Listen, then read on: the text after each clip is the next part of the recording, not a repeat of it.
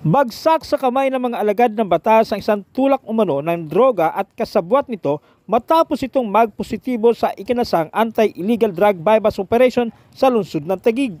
Nakilala ang mga suspek na sina alias Datu, 23 anyos, residente ng Taytay Rizal, alias Saudi, 28 anyos na isang construction worker, alias Ara, 27 anyos na isang sales lady, residente ng Quiapo, Manila, at alias Kikay, 43 anyos, residente ng barangay New Lower, Bicutan, Taguig City.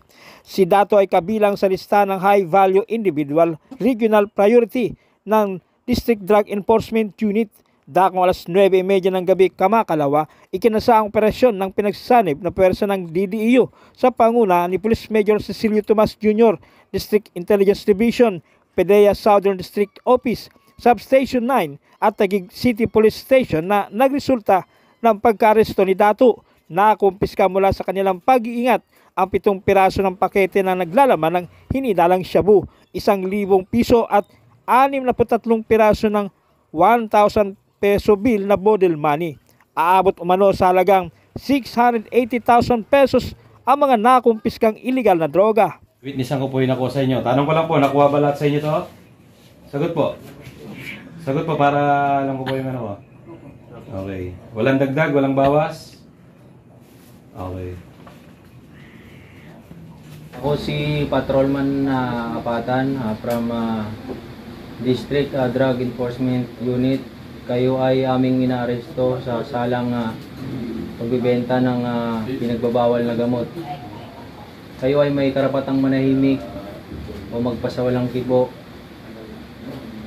Kayo ay may karapatang kumuha ng abogado sa inyong kagustuhan.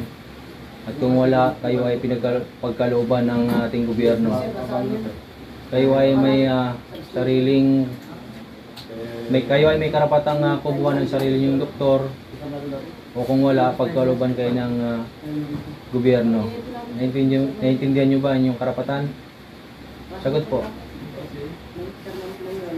Samantala, timbog ang isang lalaking makaraang makuhanan ng iligal na droga at baril sa barangay South Signal, Taguig City madaling araw ng Lunes. Ayon sa mga tauhan ng Substation 6, nagsasagawa lamang sila ng anti-criminality and law enforcement operations nang maaresto ang suspek. Kinilala ni Police Major Crisanto Agualin, commanding officer ng Substation 6, ang suspek na si alias Rodel, 47 anyos, na isang market vendor at residente ng barangay Central Signal, Taguig City. Nakuhaan si alias Rodel ng caliber 9mm na may kargang 8 bala at nasabat din mula rito ang 3 medium plastic sachet ng hiniinalang shabu na tinatayang nagkakalaga ng mahigit 56,000 pesos.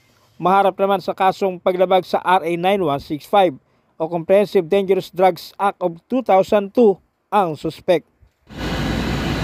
Kuya, barangay Kagawad ako dito ng South Signal. Kung ano man yung nakuha sa'yo, wiwitnessan ko para pag pinatawag tayo sa korte, kung ano yung nakita ko, yun lang ang wiwitnessan ko, yun lang ang patutunayan ko. Kung ito lang nakita ko, malalapit pa lang ko lang walang kinalaman ng barangay sa pagkahuli mo Ikaw, Miranda Blancapor, inaaresto ka namin sa salang paglabag sa Republic Act 10591, yung pagdadala ng baril na walang lisensya, at saka 9165, yung illegal drugs Ikaw ay may karapatang manahimik.